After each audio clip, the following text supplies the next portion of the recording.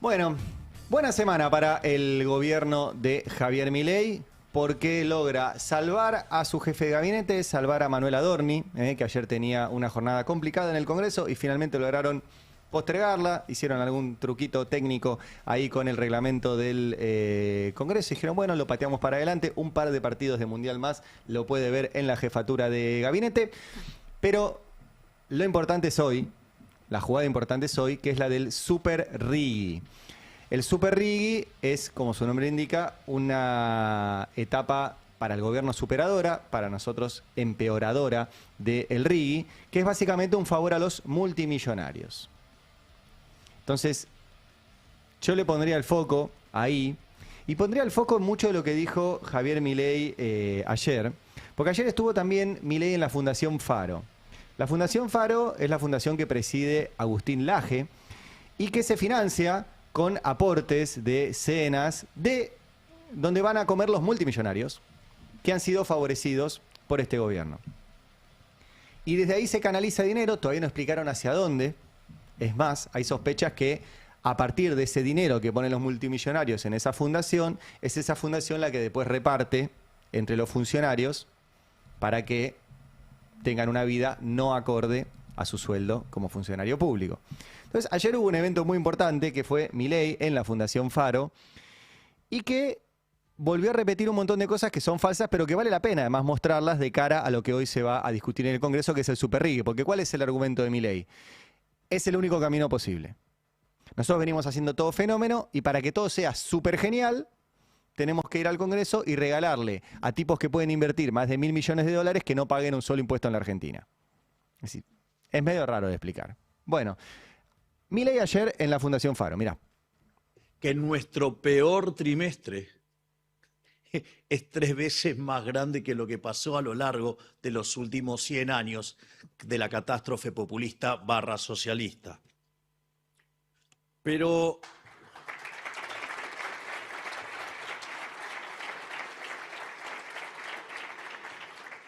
esto no es todo, porque nosotros, cuando la economía tocó fondo allá por abril del 2024, la economía empezó a crecer muy fuertemente.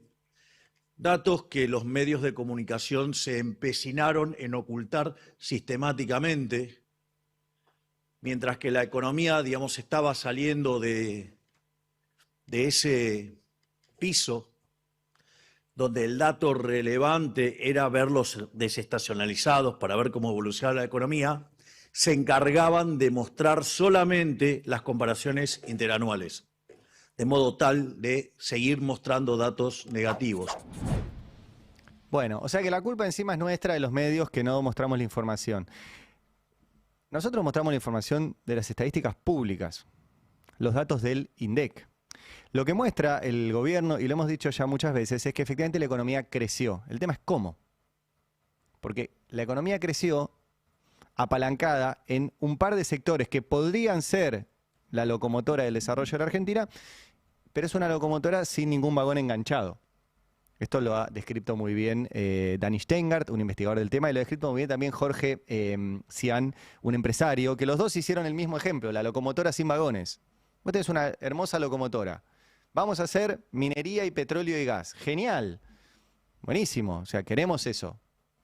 Pero si no le enganchás ningún vagón atrás, y el vagón atrás es mercado interno, salarios, cadena productiva, proveedores locales. Si no le enganchás eso atrás, va a parecer que avanza, pero va a avanzar sola. Y el tema es que en la Argentina vivimos casi 50 millones de habitantes. Para hacer minería e hidrocarburos necesitas 5 como mucho. Todo el resto, ¿qué vamos a hacer? Ese es el ejemplo al cual nos está llevando el gobierno, que ya no es, ¿se acuerdan? Era Irlanda, era Alemania, Estados Unidos, es Perú. Perú tiene un PBI que crece sistemáticamente. Crece el PBI per cápita sistemáticamente y entre el 70 y el 80% de los peruanos son pobres. ¿Por qué? Bueno, por esto. Crece la economía, pero no se reparte. Y no crece hacia adentro. Ayer también salió el número de salarios, ¿no? Entonces Milei, cuando fue a la Fundación Faro, con el TEI número 13, dijo, bueno, los salarios reales empezaron a crecer, mirá. Y como si fuera poco, también va a levantar el consumo, porque básicamente lo que empezamos a ver es que quebramos esa tendencia de caída de los salarios reales, y el salario real, ya en lo que es el dato del mes de abril, le ganó el salario a la inflación, y además en la medida que la tasa de inflación siga bajando, lo que va a ocurrir, van a subir las jubilaciones. Por lo tanto, el consumo también va a despegar. Por lo tanto, abróchense los cinturones porque Argentina empieza a ser grande nuevamente. Es notable la frase, no sé si habrán visto que él dice: vamos a quebrar la tendencia de caída de los salarios reales. O sea que reconoció que los salarios reales cayeron. Efectivamente es cierto, los salarios reales cayeron. Y dice: ahora va a levantar el consumo. Después de que dijo 20 millones de veces, incluso ayer también, el consumo anda por las nubes. O va a levantar o anda por las nubes. En el mismo discurso dijo las dos cosas. Ahora, ayer salió el número de salarios, que se los muestro, pues es toda información oficial. Ayer el índice de salarios de abril dio 3,7 de promedio de aumento. Cuando haces zoom, decís: pará, no es 3,7. El salario privado no registrado, o sea, los informales, dice Milei que aumentó 4,7 y 70% en un año. 70% en el último año aumentaron los salarios de los informales, según mide Milei. Ahora vamos al sector de los registrados. Ahí tenés dos partes. La del sector privado registrado, que según Milei aumentó 4 puntos, y el sector público registrado, que según Milei ya aumentó 2,3. Bueno, acá hay un dato también que es la variación interanual. En todos estos, en todo el sector registrado, según el INDEC, año a año aumentó 29,4%. 29,4%. Quédense con ese dato. ¿Cuánto aumentó la inflación año a año? Pon el siguiente cuadro. 33%. 33%. Entonces, si los salarios aumentaron un 29% y la inflación aumentó un 33%, los salarios reales siguen abajo. Y con un dato no menor de que ese número de inflación es trucho.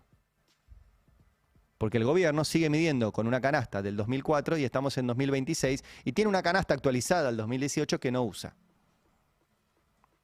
Entonces están todos los salarios por debajo de inflación. No es cierto que repuntó el salario real, le dio bien abril, recién Fer comentaba que la consultora CP ya da que en mayo vuelven a caer y siguen midiendo la inflación de forma trucha, con lo cual tampoco sabemos muy bien qué está pasando. Ahora, recién escucharon a Milei diciendo que ahora el consumo va a despegar. Significa que el consumo estaba en el piso. Bueno, en el mismo discurso, Milei dijo que el consumo anda bárbaro, mirá. Lo interesante es que en este contexto, además, subiendo el consumo, ¿cómo le debe doler a todos esos que se la pasaron diciendo que el consumo estaba deprimido? Digamos, evidentemente no pueden internalizar que la modalidad de consumo cambió. Pero bueno, digamos, Mises decía, mientras ellos sigan repitiendo sus mismas mentiras, nosotros vamos a seguir repitiendo las mismas verdades. Yo me tomo el trabajo de escuchar a Milei y trato de establecer algún conector lógico entre una frase y otra. Ven que decir en el mismo discurso el consumo está por el piso y el consumo está bárbaro es complicado de entender. Bueno, no es cierto. Vuelvo a mostrar los datos de Sentia, esta consultora que, o sea, los empresarios miran el INDEC, pero miran también trabajos serios como este. Bueno, acá lo que pueden ver es que está todo en caída, el consumo, en supermercados, en autoservicios, en farmacias, en mayoristas, yo siempre les insisto, miren los mayoristas, porque ahí se explica mucho la caída interanual de mayoristas de 4 puntos. O sea, y entonces eso significa que en los almacenes, en los minoristas, en los chinos, está cayendo fuerte. Hay un crecimiento del e-commerce, efectivamente hay un crecimiento del e-commerce, pero no hay forma de que el comercio electrónico tape todo lo otro. Así como no hay forma de que la minería y los hidrocarburos tapen la destrucción de la industria y del comercio, no hay forma de que el comercio electrónico tape lo otro. Sobre todo porque, como bien explicaba Fer Alonso, es la misma empresa. ¿Sí? O sea, el supermercado, vos podés ir al supermercado o hacer la compra online. Si al supermercado le está dando caída, no importa que esté aumentando la compra online, le está dando caída. Si el negocio de ropa le da caída en la general y le aumentó la venta online, significa que cambió el hábito, pero la caída existe igual. Entonces, que te suba el volumen de e-commerce, no significa que estén bien los comercios. Por ende, lo que dijo Milei ayer también es falso. Ahora, ¿qué está pasando con los salarios y con el consumo? Está pasando que estamos recontra endeudados. Y insisto con esto, no sos vos. No sos vos. Estamos en récord de familias que no pueden pagar sus deudas. Y ayer hay un tuit, hay una declaración de Vladimir Berning. Es poco conocido Vladimir Berning, es el vicepresidente del Banco Central. Un hombre también del JP Morgan, tipo muy importante en el gobierno. Y cuando le preguntaron sobre la morosidad, el tipo dijo, el tema es que los bancos tienen que aprender a prestar y los usuarios tenemos que aprender a tomar crédito. Qué lindo. Mira, los bancos saben prestar y nosotros sabemos tomar deudas. Lo hicimos toda la vida. El tema es que los bancos le prestaron a gente y la gente no lo está pudiendo devolver. Y esto lo ve todo el mundo. Vieron que yo les muestro lo del CEPA, les muestro el Instituto Argentina Grande. Ayer lo compartió Amílcar Collante. ¿No?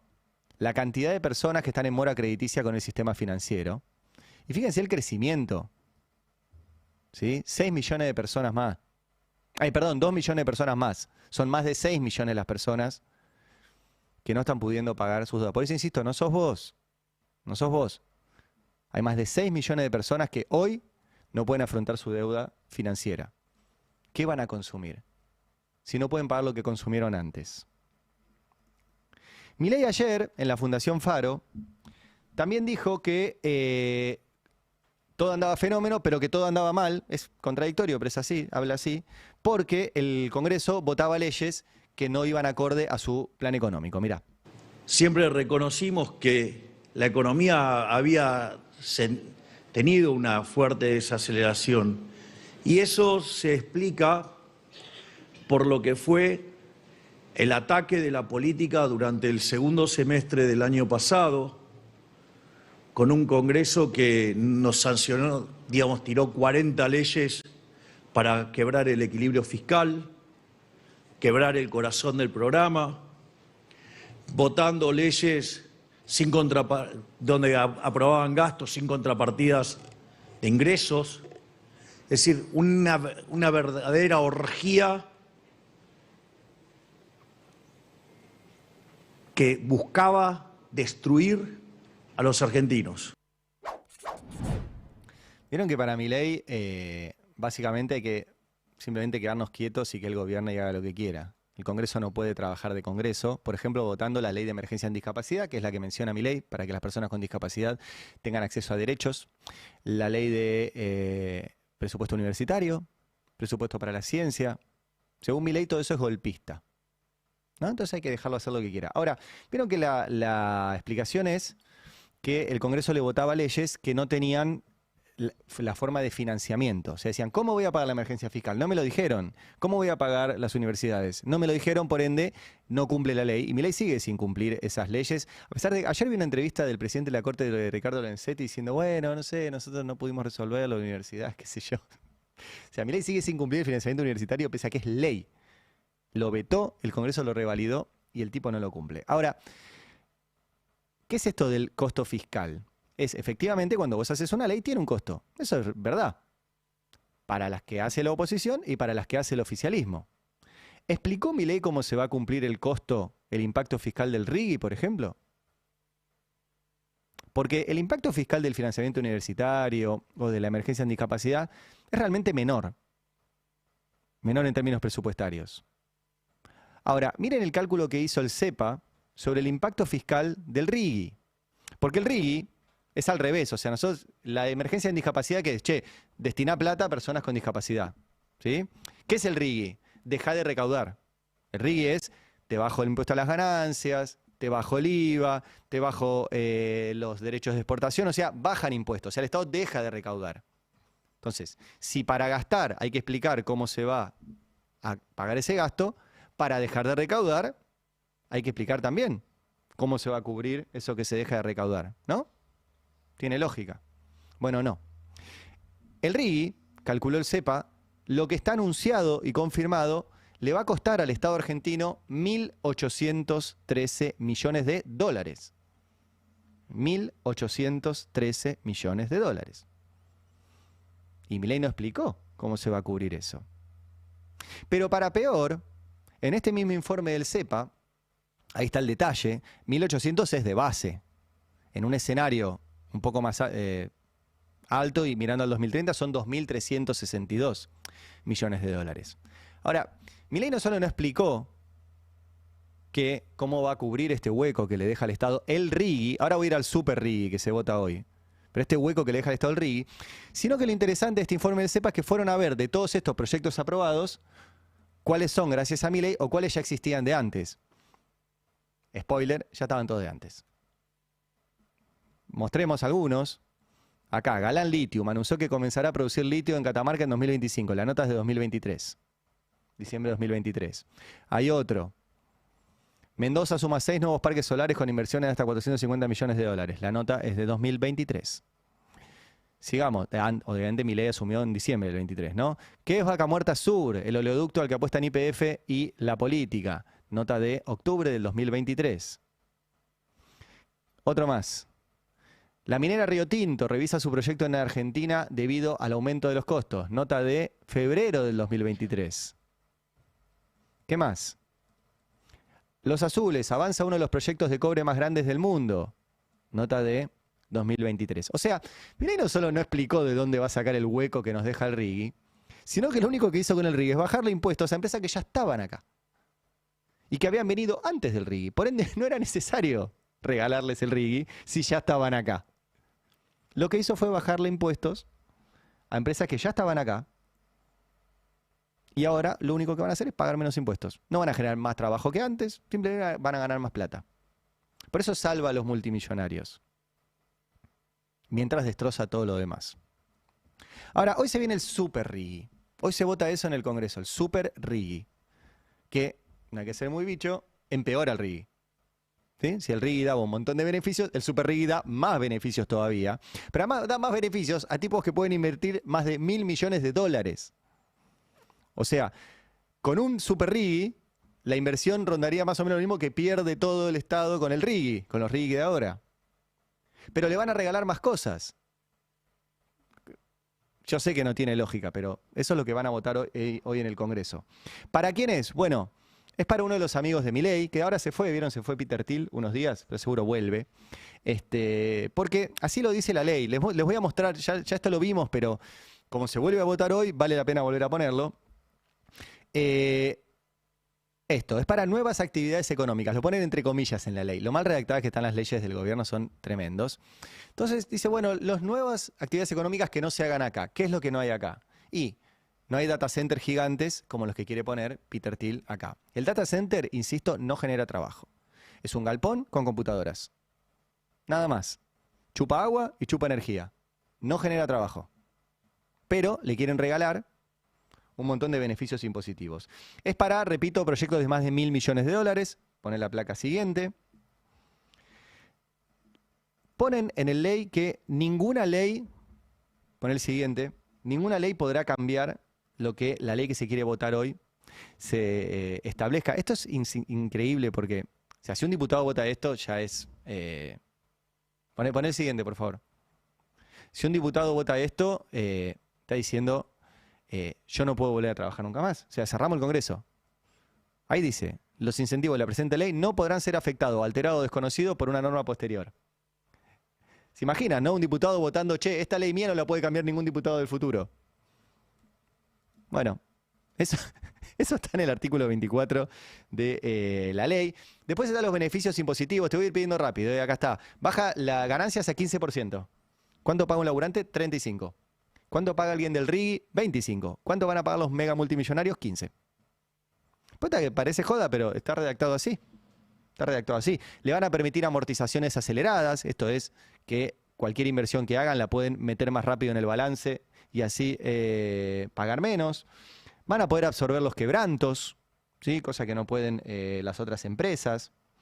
Van a pagar ganancias y dividendos al 7% y después de los 4 años al 3,5%. Van a poder descontar, la placa 11, el 100% del impuesto de débitos y créditos bancarios. ¿Saben a dónde va ese impuesto? Ese impuesto va para pagar jubilaciones, una parte. O sea que a los multimillonarios que puedan meter más de 1.000 millones de dólares, les van a descontar un impuesto que se usa en parte para la ANSES. Divino. Después van a tener las importaciones exentas de derechos de importación y de comprobación de destino. O sea, alguien va a decir, yo esto es para el Super Riggy, pero nadie va a chequear que sea para el Super Riggy, lo va a poder utilizar para otra cosa. No van a tener retenciones, van a tener libertad de importar y exportar lo que quieran. No se les puede aplicar ninguna medida estatal. O sea, básicamente crean un país adentro de otro. Es, vení, haz lo que quieras y el Estado no te controla.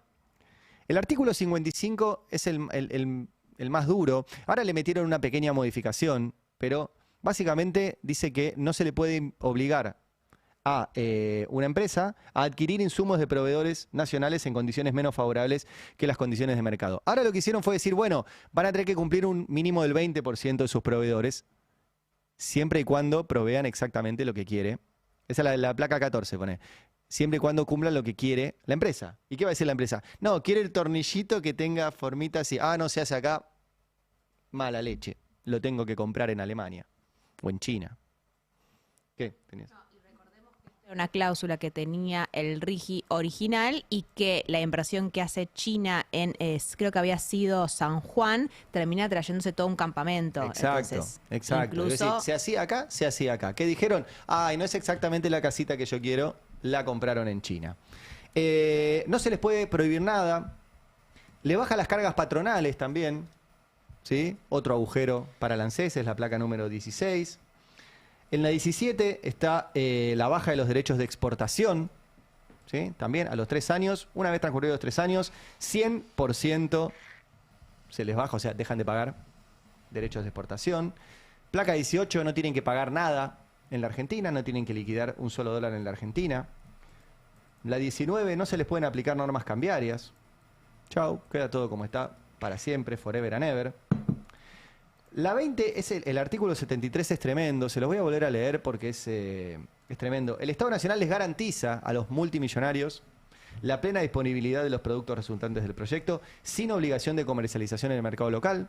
O sea, hagan lo que hagan, no nos tienen que dejar nada acá. El segundo punto dice la plena disponibilidad de sus activos que no serán objeto de actos confiscatorios o expropiatorios por parte de ninguna autoridad argentina. El único que puede expropiar es el Estado Nacional. O sea, el Estado Nacional se pone unos grilletes frente a estos muchachos. El derecho a la operación continuada sin interrupciones, o sea, el tipo que venga y ponga más de $1.000 millones acá, está prohibido el derecho a huelga. Eso vale el derecho a huelga. Eso van a votar hoy. Y el punto D, el derecho de pagar utilidades, dividendos e intereses mediante el acceso a los dólares sin ninguna restricción. Hay que ver ese quórum igual. ¿Sí? Sin ninguna restricción. Les dan, como siempre dice María, 30 años de estabilidad. ¿Vos tenés 30 años de estabilidad? No. ¿Alguien tiene 30 años de estabilidad? No. Si sos Peter Thiel y tenés $1.000 millones, tenés 30 años de estabilidad legalizada. Dice la ley que van a votar hoy que no se le puede sumar ningún impuesto. Pero, si al Congreso argentino en el futuro, que recuerden la ley también dice que no puede tocarles nada en otra ley, pero si el Congreso argentino elimina un impuesto, el Super Riggy puede decir, ah, entonces yo bájenmelo también. O sea, les podemos seguir bajando impuestos a los muchachos, no les podemos sumar otro, pero se los podemos bajar. Esa es la placa 22. El artículo 109, placa número 24, dice que los juicios que tengamos por estos casos, porque esto en un próximo gobierno se va a modificar, ¿dónde van a ser? En el exterior, juicios afuera, ¿sí? Pero, artículo 110 y 111, dice... Si nos haces un juicio, igualmente mientras estés haciéndole un juicio al país, seguís teniendo todos los beneficios en el país que tenías con el Super Riggy. Digo, esto van a votar hoy. No sé, el salvataje Adorni es un mamarracho, hicieron truquito, no sabemos por qué lo sostienen, lo que sea. Esto van a votar hoy. Esta lista quiero de diputados y senadores que voten esto. Es invotable. Y yo repito, no es en contra de los regímenes de inversión, ¿eh? Hay muchos países que hacen, de hecho, hay un tuit de Pablo Cerdán que explica cómo es el Super Riggy en Brasil. Y la verdad que tienen. Ahora, en Brasil los obligan a que una parte, el 10%, tenga que ser para uso local. Acá no, como les leí recién. El 100% de la energía en Brasil tiene que ser renovable. Acá no, van a poder chupar toda la energía que quieran. Eficiencia hídrica les piden. Acá no, van a poder usar todo el agua que quieran. Les dicen que tienen que invertir en investigación y desarrollo adentro de Brasil y en universidades brasileras. Acá no. Y todo dura 5 años, no 30. Y vos decís, ¿Brasil que son tan locos? No. Brasil tuvo casi 80.000 millones de dólares de inversión extranjera directa en los últimos años, nosotros tuvimos 3. Entonces, obviamente es más serio lo brasilero que lo nuestro. No es en contra de los regímenes de inversión. Este es un régimen de inversión que te sirva al país. Este Super Riggi que va a votar hoy el Congreso, la verdad que no lo sirve. Vamos a escucharlo a Milei cuando en mayo hablaba justamente del Super Riggi, es el tape número 30. En cuanto al Super Riggi, tiene como objetivo profundizar las conquistas del Riggi incentivando la inversión específicamente en áreas que hoy no existen en el país. La lógica es muy simple. Es mucho más beneficioso cobrar menos de algo que cobrar mucho de nada, por lo que imponerle una alta carga fiscal a algo que no existe no trae un beneficio para nadie, mientras que bajarle la carga fiscal puede generar que ese algo exista en primer lugar y nos beneficie a todos en el proceso.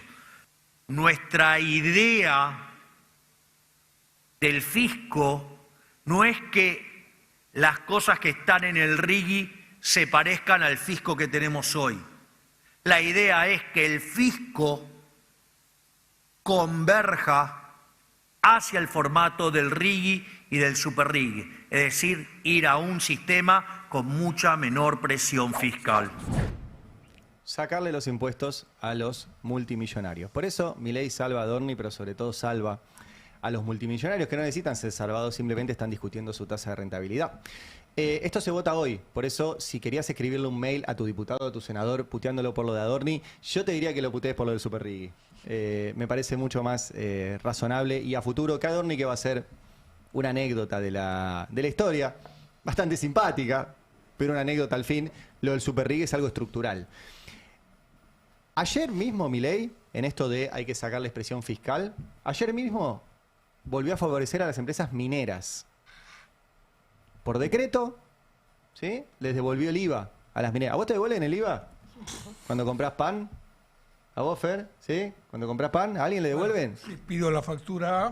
Bueno, tenés que ser responsable inscripto. Pero para ser responsable inscripto tenés que pasarte el límite de monotributo. Si no, no te devuelven el IVA. Bueno, a las mineras les devuelven el IVA también.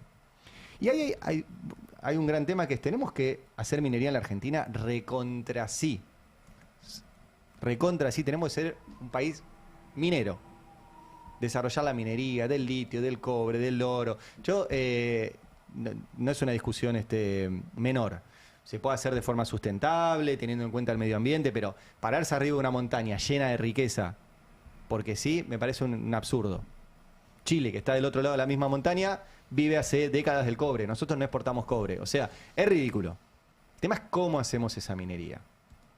Y sobre todo, entender que la minería genera pocos puestos de trabajo. Si no se industrializa acá, genera menos puestos de trabajo.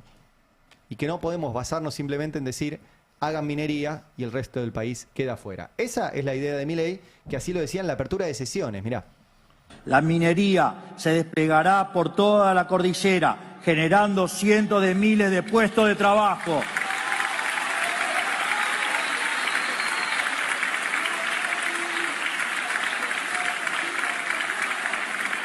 De hecho, si no fuera por cavernícolas como ustedes, hiciéramos las cosas no como una gran hazaña, sino como la hace Chile, la cordillera nos daría 1 millón de puestos de trabajo reales, no cosas inventadas en el sector público para tapar, digamos, las atrocidades en materia de empleo. Quiero argentinos produciendo, no argentinos parásitos. 1 millón de puestos de trabajo en la minería, dice Milei. ¿Pasa eso? Bueno, vamos a los números. Mirá la placa número 38. ¿Qué pasó con la cantidad de empresas, no? Desde que asumió Milei. Se crearon 31 empresas de explotación de minas. Se crearon 31 empresas. Buenísimo. Se destruyeron 6.800 de comercio, 3.700 servicios inmobiliarios, 3.400 industrias, 2.400 de agricultura y 2.000 de construcción. El promedio da que durante el gobierno de Milei desaparecieron 31 empresas por día. desde que asumió Milei, se crearon el mismo número, 31 empresas de minería. Se dan cuenta que no alcanza. No alcanza. Y estas son empresas. Vamos a los trabajadores. Dice Milei que se van a crear 1 millón de puestos de trabajo en minería. 1 millón. Bueno, desde que asumió Milei se crearon 2.524 puestos de trabajo en explotación de minería. Buenísimo. 2.524 puestos de trabajo en explotación de minas y canteras. La construcción perdió 81.000. La industria perdió 79.000. La administración pública perdió 67.000. Transporte y almacenamiento perdió 64.000. Incluso los bancos perdieron 13.000 puestos de trabajo. ¿Se dan cuenta que es una cuestión de magnitudes? Lo único que creció es la minería, pero no va a generar 1 millón de puestos de trabajo. No tiene forma de crearlos. La minería hoy representa el 1,5% de todo el trabajo en la Argentina. Si se triplica, lo cual sería espectacular, iría al 4,5%. Si ese 4,5%, como pasa en la construcción, genera un espejo en trabajadores indirectos, iría al 9%. Estoy siendo re optimista, ¿eh? No alcanza tampoco. El otro 90% queda afuera. Entonces, hagamos minería, pero no puede ser lo único que hagamos. No puede ser lo único que hagamos. Ahora, el otro dato de estas horas, que Milei dice que mentimos, es el dato de la informalidad. Porque estos son trabajadores registrados. Ahora, el dato de esta semana es que volvió a crecer el número de trabajadores informales. Vieron que Milei, al inicio del editorial, dice que nosotros siempre mentimos, que decimos que las cosas van a pasar y pasan de otra forma, que hacemos cuco, etc. Y nosotros insistimos mucho que si vos eliminabas las multas para el trabajo informal, iba a aumentar el trabajo informal, lo cual es una obviedad. ¿Para qué existe la multa? Para que no tengas al trabajador sin registrar. Si eliminas la multa, es un incentivo para tener trabajadores sin registrar. Escuchen a Milei cuando decía que esos incentivos, que esto que hacía de eliminar las multas, era para generar más trabajadores formales. La modernización laboral que nosotros proponemos no le quita derechos a nadie, le da derechos. Y además hay incentivos para las empresas para que formalicen a los trabajadores. ¿Y por qué cree que hay además incentivos? ¿Por qué cree que dice que no, que el mercado del trabajo le quita los derechos a los trabajadores, que van a limitar las indemnizaciones, que va a haber horas extra por todos lados? A ver, digamos, cuando usted avance en este tipo de cuestiones, claramente va a estar tocando intereses. Bueno, lo que pasó es que aumentó la informalidad. 44% de informalidad dio el INDEC esta semana, casi 10 puntos arriba de lo que recibió Milei. Era obvio, o sea, viste, vos decís que eso no, son ustedes que no les gusta a mí. No, es que es tan obvio. Es tan obvio. Que si no había mucha vuelta que darle. Ahora, el otro capítulo de todo esto es la deuda. Y ayer pasó algo muy curioso, porque Jonathan Viale tuitea esto, ¿no? Argentina clasificada a octavos, Messi bate todos los récords, mientras tanto en la casa de Insaurralde y Sirio, ¿no? Entonces muestra una máquina de contar billetes que está ahí funcionando. Viale es bueno, era amigo personal de Milei, ¿se acuerdan? Lo encontramos cenando en Olivos. Fue el tipo que aceptó hacer una entrevista pactada con Milei y es tan burro que hizo mal la pregunta pactada. Entonces tuvieron que interrumpir y descubrimos esa interrupción. Y es la veleta de este gobierno, digamos. Entonces, cuando el gobierno quiere para un lado, para el otro, y también cuando el grupo de medios donde él trabaja, que trabaja en TN, acuerda con el gobierno, dicen, bueno, ahora el tema es Insaurralde y Sirio, ahora el tema es que la oposición es toda anti-Messi, la oposición es toda anti-mundial porque quiere que la Argentina le vaya mal en el mundial y entonces le vaya mal al gobierno. Es como los discursos de Milei, ¿viste? No hay correlación entre un punto y otro, pero bueno, la tiran. Entonces tiran un tuit de esto. Argentina clasificada 16avos, Messi bate todos los récords, mientras tanto en la casa de Insaurralde y Sirio. Le contesta un usuario que se llama Agustín Nex, que no sé quién es, y le contesta, se olvidó de mencionar que Toto Caputo nos endeudó por 5.000 millones bajo la ley Yankee, que esto es el mismo día que jugaba la selección, nosotros lo contamos acá, el mismo día que jugó la selección sale el decreto de Milei que dice vamos por 5.000 millones de dólares de deuda más que la van a garantizar unos bancos que están alineados con el gobierno. O sea, es un usuario criticando a Jonathan Viale. ¿Quién salta en defensa de Jonathan Viale? El ministro de Economía. Luis Caputo. O sea, es todo psicodélico. Se olvidó de mencionar que ustedes, le contesta a Agustín Nex, yo no conozco a Agustín Nex, no sé si fue funcionario o lo que sea. Nada, ¿no? Bueno, se olvidó de mencionar que ustedes solamente en su último mandato endeudaron al país en 177.000 millones de dólares a tasas del 45% en dólares hasta el 2030. Se te olvidó mencionar que en nuestro caso no es nueva deuda, sino refinanciamiento. Y al 6% de tasa. O sea, un ahorro enorme para los argentinos versus las tasas a las que ustedes endeudaron al país. Repito, el usuario Agustín Next, que yo recuerdo que no fue funcionario. No sé quién es. Bueno, se te olvidó mencionar que ya cancelamos deuda por 20.000 millones de dólares. Se te olvidó mencionar que pudimos hacer esto porque cerramos el déficit consolidado en 15 puntos del PBI que heredamos del gobierno anterior. Esto le contesta el ministro de Economía. A lo cual yo digo, bueno, capaz que sí. Entonces fui a ver los datos del Ministerio de Economía. ¿Qué dijo Caputo ahí? Que el gobierno anterior subió la deuda a 177.000 millones de dólares. ¿Está eso en los cuadros del Ministerio de Economía? No. No.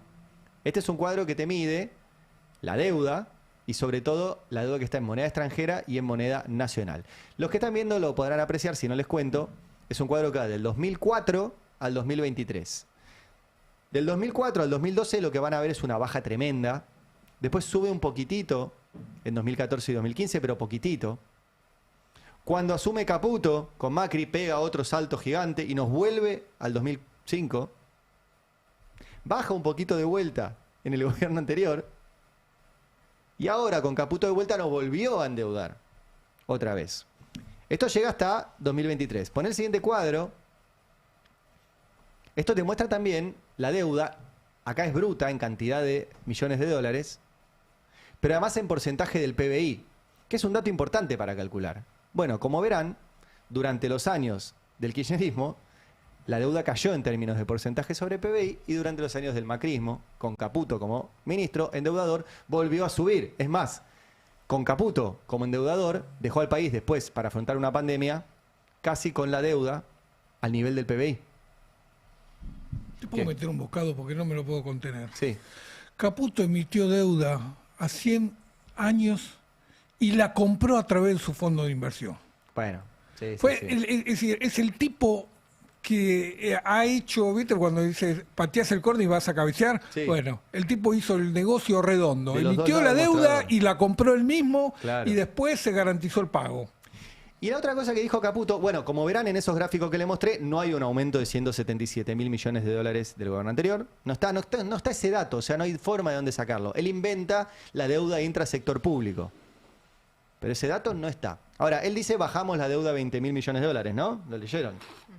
Bueno, vamos al dato de la deuda consolidada actual. La deuda bruta que tenemos ahora, que es el tercer gráfico. Bueno, subió. Estamos en 479.000 millones de dólares de deuda. Más allá del numerito, lo que ven es que subió, no es que bajó desde que asumió Milei. Y subió fuerte, ¿eh? Subió fuerte. Es insólito porque sería muy genial que el ministro de Economía use los datos del Ministerio de Economía. Son públicos, están en la página del Ministerio de Economía estos datos. O sea, sube la deuda. Objetivamente. Y el tipo sale a decir, baja. Todo esto en el esto es el contexto de Adorni, ¿viste? Que ahora quiero cerrar con esto para mencionarlo. Pero es el mismo ministro de Economía que para lograr hacer zafar a Adorni, esta misma semana le regaló 400.000 millones de pesos a la provincia de Entre Ríos, otros 400.000 millones de pesos a la provincia de Jujuy y otros a Santa Fe. Claro, después decís, ¿por qué los diputados van y dicen por los medios que van a ir en contra de Adorni y ayer se bajan? Bueno, acá hay parte de la explicación. Plata. Plata para sus provincias. Una de las que se dio vuelta fue Escaglia, que es de Santa Fe y que responde a Puyaro. Ahí está la plata de Puyaro. 400.000 millones de pesos. Que es un poco la estrategia que tiene el gobierno. Vieron que la semana pasada o esta semana damos tantos datos que ya no me acuerdo. Mostramos cómo le ha bajado la coparticipación a todas las provincias. Cómo ahoga a todas las provincias. Cómo impuestos que tienen que ir a las provincias no los manda. Bueno, Entonces el gobernador no puede pagar sueldos, no puede hacer las cosas. Entonces depende de la plata de Nación. Le dan la plata a cambio de que modifiquen los votos. Y es insólito porque hasta Fernando de Andrés, que era la cara del macrismo diciendo que Adorni se tenía que ir, ayer tampoco dio quórum. Vamos a escuchar a de Andrés allá lejos en el tiempo, el 17 de junio, hace 7 días. Mirá. Ya de por sí, Adorni para nosotros no tenía las cualidades para ser jefe de gabinete. Imagínate en estas condiciones. Vemos una gran parte del gobierno paralizado. Y la Argentina no se puede dar ese lujo. Los argentinos no es que están en un gran momento más allá de compartir el rumbo. Hoy hay muchas cuestiones por resolver, hay muchas situaciones muy angustiantes para muchos argentinos, y el daño que le está haciendo Adorni a la figura del presidente y al gobierno es infinito. Y no descartamos avanzar con la interpelación, pero bueno, eso es algo que seguimos discutiendo. Pero les gustaría que no llegue esa situación, que ni siquiera se llegue a votar. Eso. Bueno, el ideal es que se vaya hoy, ayer, o bueno, ya es contrafáctico, pero creíamos que no tendría que haber sido Adorni la persona, pero bueno, obviamente es una decisión del presidente, la respetamos, pero ahora sí, claramente no debería pasar más un día en el cargo. Si no debería pasar un día más en el cargo, ¿por qué no se sentaron ayer a sacarlo del cargo? ¿Qué pasó en el medio? Yo recuerdo de Andrés, no es que... De la familia de Andrés están los Panama Papers, fue secretario general de la presidencia de Macri, mientras Macri endeudaba el país, le quería autocondonar la deuda a su familia y declaraba ser un pobre indigente de apenas $4 millones de patrimonio, Macri. O sea, no les preocupa la transparencia de Adorni, están jugando otros partidos. Ahora, acá también se suma lo que dijo ayer Karina Banfi, que también estaba muy impulsora de la destitución de Adorni. Y escúchenla ayer, es el tape número 64, porque esto estuvo, y recién lo mostró María, en muchos de los comunicados. O sea, dicen, estamos contra Adorni, pero no podemos votar con el kirchnerismo. Miren a Karina Banfi. O sea, ¿usted quería la interpelación a Adorni? Absolutamente. El problema es que para conseguir los votos, y yo creo que el análisis que saco después del número 117 diputados es muy poco realmente, hay poca capacidad de negociación, es que realmente el kirchnerismo no puede convocarte a una comisión, a una sesión para hablar de la lucha contra la corrupción, porque no tienen entidad moral. Totalmente. Entonces, ¿sabés qué pasa? ¿Con qué autoridad moral, no? Los gobernadores no van a sentarse en una sesión, digo, no los estoy, cada uno que explique por qué no dio quórum, pero creo que el desmadre que tenemos es la falta de integridad y degradación institucional, porque la mayoría que hoy tenemos en el Congreso, representada por el kirchnerismo, que puede hacer algún tipo de fuerza, no tiene la entidad moral como para hablar de corrupción.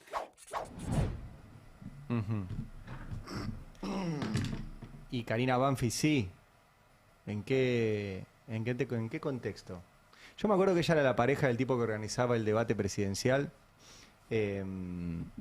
diciendo que era partidario, apolítico, independiente. Después terminaron todos como funcionarios del macrismo. ¿Viste? Esa cuestión de que se piensan que nosotros no nos acordamos de las cosas, ¿no? Entonces ahora todos, parece que me dan agua bendita. Y en serio, o sea, si el argumento es no puedo votar nada, si mañana el kirchnerismo vota, no sé, todos felices, no voy a votar con el kirchnerismo, porque no quieren, no. O sea, es una construcción sistemática te diría casi de una proscripción de un pensamiento político. Y que yo recuerde, el peronismo no ha construido esas imágenes de sus adversarios políticos.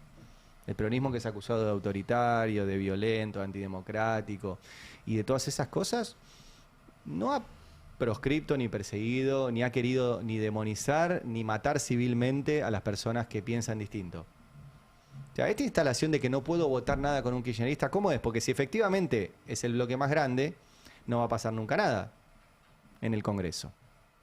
Entonces, si esa es la excusa para salvar a Adorni, me parece bastante pobre. Lo concreto, y ahora quiero ver qué piensan ustedes, es que ayer el Congreso...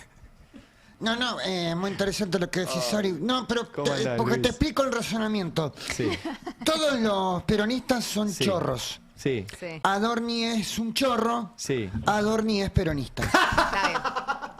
¿Se entiende, Ari? ¿Cómo Adorni va a ser peronista? Estamos tratando de averiguar, estamos tratando de comunicarnos con la sede del Partido Justicialista a ver si tienen el carnet de afiliación de Manuel Adorni y su familia. ¿De Adorni? Es muy probable que Adorni sea peronista. Si se comprueban los hechos de corrupción, te lo repito. ¿De qué te reís, Cholito?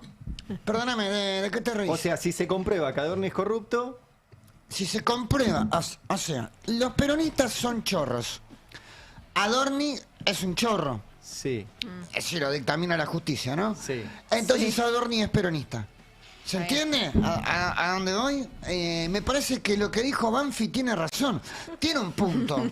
¿De qué te reís, María? Pero yo, en serio digo, o sea, yo no vengo a hacer una columna de humor acá, Ari. Yo vengo a dar mi opinión, pero se cagan de risa. No, te tomamos muy en serio, Luis. Ah, ok. Te tomamos muy en serio. Ok. ¿Sabes qué?